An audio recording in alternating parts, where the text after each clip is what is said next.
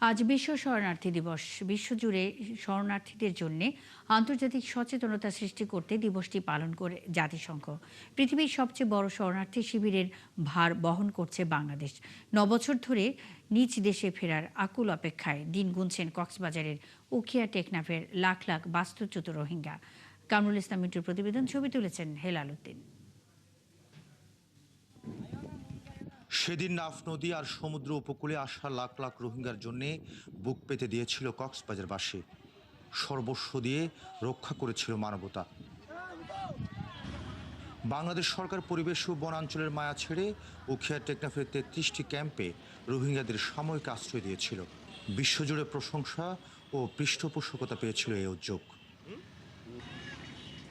ক্যাম্পে রোহিঙ্গা শরণার্থীর সংখ্যা এখন প্রায় ১৩ লাখ ছাড়িয়েছে। প্রতি বছর জন্ম নিচ্ছে ৩০ থেকে ৩৫,০০০ শিশু, অথচ দিন দিন আন্তর্জাতিক অনুদান কমছে।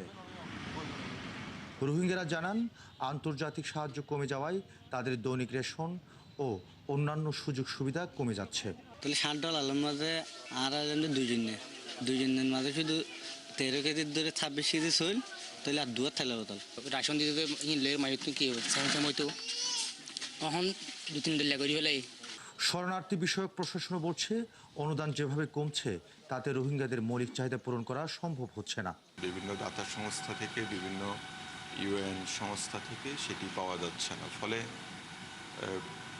রোহিঙ্গাদের কি যে ন্যূনতম জীবনযাপনের জন্য যে ধরনের ব্যবস্থা করা দরকার সেটি আমাদের জন্য কঠিন হয়ে পড়ছে। এ নিয়ে এলাকার বাসিন্দারা জানান, রোহিঙ্গাদের আশ্রয় দিতে গিয়ে আজ তারা নিজেদের জন্মভূমিতেই অনেকটা পরবাসী। শরণার্থীদের কারণে তাদের ছেলে মেয়েদের কর্মসংস্থান হচ্ছে না। আর তো মহিন্দার লেখাপড়া হইতে শুরু করি, আর তো কান স্কুল নাই, একখান রুট নাই, হন গাড়ি বাড়িলে হনকে যাতায়াত করি নি পারি, কাতকলা করি নি পারি, কিভাবে চলি রে দোয়াবাত খাইম সাইডা তো রোহিঙ্গা।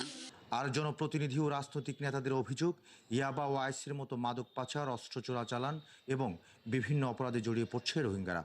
রোহিঙ্গাদের বাজেট যদি দিন দিন যেভাবে কমার যে হার, সেটা যদি আরও কমে যায় তাহলে রোহিঙ্গারা ক্যাম্প থেকে বের হয়ে দেশের বিভিন্ন জায়গায় ছড়িয়ে ছিটিয়ে যাবে এবং এটা আরও বড় ধরনের একটা হুমকি আমাদের জন্য হয়ে আসবে বলে আমরা মনে করি। দ্রুত তাদেরকে তাদের দেশে মায়ানমারে রিপার্টিশন করে আমাদেরকে যেন মুক্তি দিয়ে একটা সুন্দর জীবন যাপন করার অধিকার যেন আমাদের ফিরিয়ে দেয়।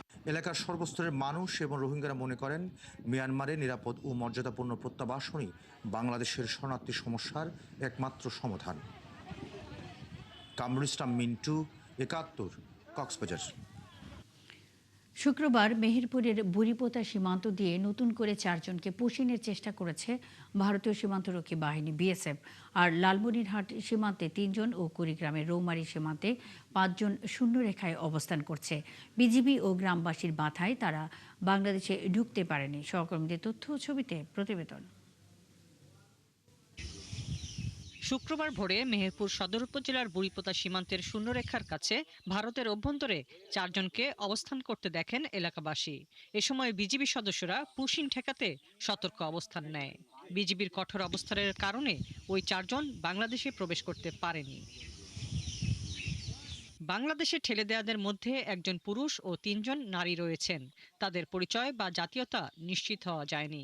বিজিবির বাধার পর তারা বর্তমানে কোথায় আছেন সেটাও নিশ্চিত হওয়া যায়নি। 4 জনা পুশব্যাক দিছে বিএসএফ এবং আমাদের বিজিবি ভাইরা ওই যে পাকুড়গাছ নিচে থেকে ওদের রুখে দেয়, ওরা পরে চলে যায়। আমরা বিশেষ করে এখানে কঠোর পাহারায় আছি এবং আমরাও চেষ্টা করছি তারা যেন আমাদের বাংলাদেশের ভিতরে পুশব্যাক করে ভিতরে প্রবেশ না করতে পারে। বিজিবি সদস্যরা আপনার দিনে রাতে সবসময় এখানে টহল দিচ্ছে, সবসময় এখানে আসে, ওরা চেষ্টা করছে যাতে ওরা এদিকে পুশিং করতে না পারে।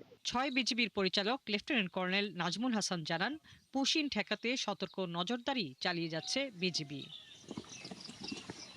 অন্যদিকে কুড়িগ্রামের রৌমারী সীমান্তের শূন্যরেখায় 6 দিন ধরে অবস্থান করছে 2 পুরুষ। তবে সেখানে একই সঙ্গে অবস্থান নেয়া বেলাল হোসেন ও সুমি আক্তার দম্পতি ও তাদের 2 সন্তানকে দেখা যাচ্ছে না। 14 জুন তাদের পুশিনের চেষ্টা করে বিএসএফ। এদিকে রৌমারী উপজেলার ইসলামারী সীমান্ত এলাকার শূন্যরেখাতে গেল 6 দিন ধরে 3 পুরুষ অবস্থান করছে। বিজিবি ও গ্রামবাসীর প্রতিরোধে তারা বাংলাদেশে ঢুকতে পারেনি।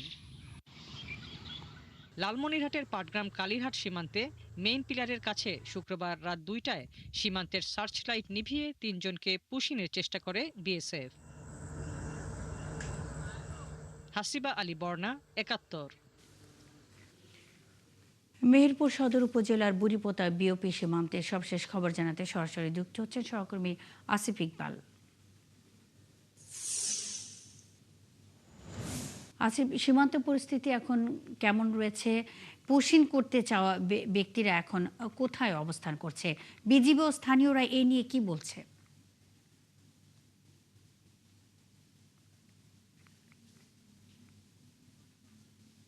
শুক্রবার ভোরে মেহেরপুর সদর উপজেলার বুড়িপোতা সীমান্তে ১১৬ নাম্বার পিলার দিয়ে ভারতীয় সীমান্ত রক্ষী বাহিনী বিএসএফ 4 জনকে ফেলে পাঠিয়ে দেয়। এরপরে কিন্তু গ্রামবাসী এবং বিজেপি তাদেরকে লক্ষ্য করে এবং লক্ষ্য করে তাদের গতিবিধি এবং অস্বাভাবিক মনে হলে তাদেরকে কিন্তু আবার খেলে ভারতীয় সীমান্তে কাটাতারি কাছে খেলে পাঠিয়ে দেয়।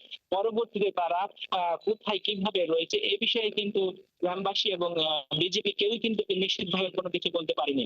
আমি এ বিষয়ে বিজেপির সাথে কথা বলছি। বিজেপি যে বিষয়টি বলছে যে ভারতীয় সীমান্ত রক্ষী বিএসএফ 4 জনকে ঠেলে পাঠানোর পর বিজেপি সতর্ক থাকার কারণে তাদেরকে কাঁটাতারের কাছে ঠেলে দেয়। ঠেলে দেওয়ার পরে তারা এখন কি অবস্থায় কোথায় রয়েছে তাই এই বিষয়ে কিন্তু তারা কিছু জানেন না। তবে তারা ধারণা করছেন যে বিএসএফ তাদেরকে পুনরায় তাদের দেশে নিয়ে নিয়েছে। এই বিষয়ে গ্রামবাসীর সাথে কথা বলছে। গ্রামবাসী যে বিষয়টি বলছে যে কোনোভাবেই বাংলাদেশের অভ্যন্তরে যেন কোনো অবৈধ পুশিন বা না হতে পারে সেজন্য কিন্তু তারা সচেতন রয়েছে, বিজেপিকে সাহায্য করছে। কোনো অবৈধ ব্যক্তি বাংলাদেশে পুশিন হলে তারা কিন্তু তাদের গতিবিধি লক্ষ্য করছেন এবং বিজেপিকে খবর দিচ্ছেন। বিজেপি যে বিষয়টি বলছে যে গত দিনে যে মেহেরপুর টাউন উপজেলা তেঁতুলবাড়িয়া যে অবৈধ পুশিন তারপর থেকে কিন্তু বিজেপি সতর্ক অবস্থায় রয়েছে। তারা বলছেন যে এরপর থেকে সীমান্তে টহল জোরদার করা হয়েছে, বিজেপির সংখ্যা বাড়ানো হয়েছে এবং বিভিন্ন মাথা বৈঠক এবং হ্যান্ড মাইক ব্যবহার করে কিন্তু গ্রামবাসী সচেতন করা হচ্ছে যেন কোনোভাবেই কোনো অবস্থায় যেন কোনো অবৈধ পুশিন বা অবৈধ অনুপ্রবেশ না করতে পারে বাংলাদেশের অভ্যন্তরে। আসিফ ইকবাল, আপনি আছেন, খবর রাখতে থাকুন, আমাদের সঙ্গেই থাকবেন। দর্শক, মেহেরপুর সদর উপজেলার বুড়িপোতা বিওপি সীমান্তের সবশেষ খবরাখবর নিয়ে আসিফ ইকবাল আমাদের সঙ্গে এতক্ষণ যুক্ত ছিলেন। ছাত্রদলের ভেতরে কোনো গুপ্ত থাকলে তাদের চিহ্নিত করে বের করে দেওয়ার নির্দেশনা দিয়েছেন বিএনপি চেয়ারম্যানের উপদেষ্টা নোয়াখালী 1 আসনের সংসদ সদস্য ব্যারিস্টার AM মাহবুব উদ্দিন খোকন। শুক্রবার নোয়াখালী জেলা ছাত্রদলের নতুন কমিটির সম্বর্ধনা সভায় প্রধান অতিথি হিসেবে এমন নির্দেশনা দেন তিনি। এ সময় আরও বলেন, একটি দল বিগত সময়ে ছাত্রলীগের ভেতরে প্রবেশ করে আরাম-আয়েশে দিন কাটানোর পর তারা বলে এখন ছাত্র শিবির। এদের বিষয়ে সজাগ থাকতে হবে। সম্বর্ধনা সভায় সভাপতিত্ব করেন সোনাইমুড়ি উপজেলা ছাত্রদলের আহ্বায়ক নাজিম উদ্দিন রনি। আমাদের বিএনপি ছাত্রদল অনেকে গুপ্ত আছে, করে শিবির, এখানে বিএনপি নেতাগিরি করতে চায়, তাদেরও চিহ্নিত করতে হবে।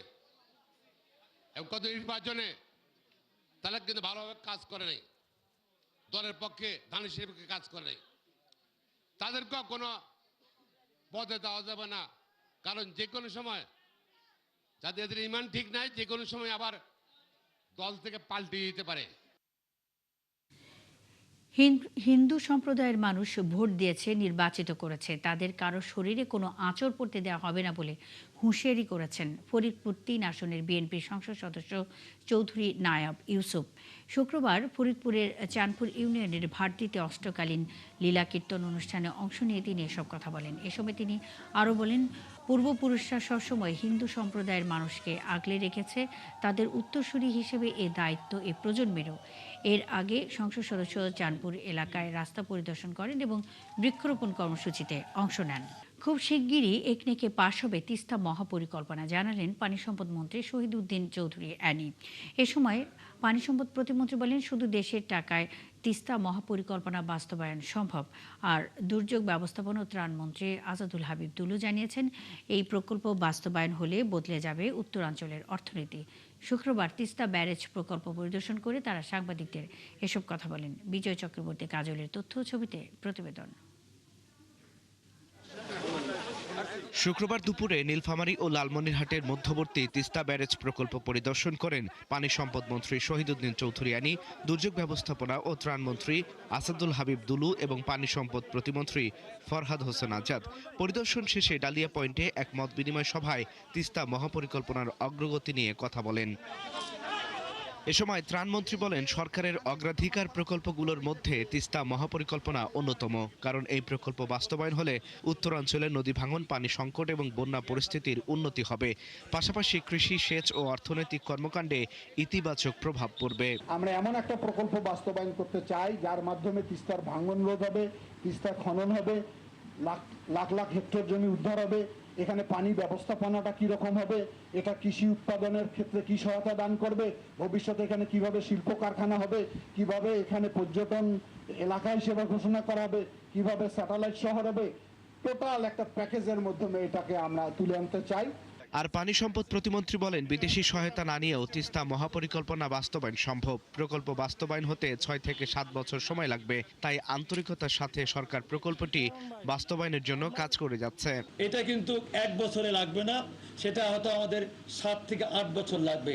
কাজেই সেই ক্ষেত্রে আমার বিশ্বাস, সেই সক্রিয়তা, সেই সামর্থ্য আমাদের সরকারে আছে। এ সময় পানি সম্পদ মন্ত্রী বলেন, দ্রুত একনেকে পাশ হবে এই মহাপরিকল্পনা। খুব কম সময়ের মধ্যেই তিস্তা মেগা প্রকল্প দৃশ্যমান হবে। আরো 2-1টা বিদেশি টিম হয়তো আসবেন। আমরা আমাদের দেশীয় টিম, টেকনিক্যাল টিম এখানে কাজ করছি, ফিজিবিলিটি স্টাডির ব্যাপার আছে।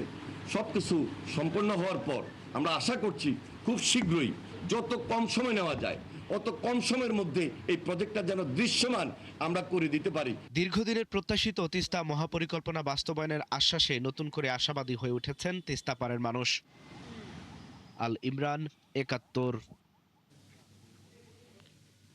দর্শক, চলছে দেশযোগ সরাসরি সংবাদ অনুষ্ঠান দেখতে চোখ রাখুন ৭১-এর ফেসবুক পেজ এবং সাবস্ক্রাইব করুন ৭১-এর ইউটিউব চ্যানেল। থাকুন ৭১-এর সাথে।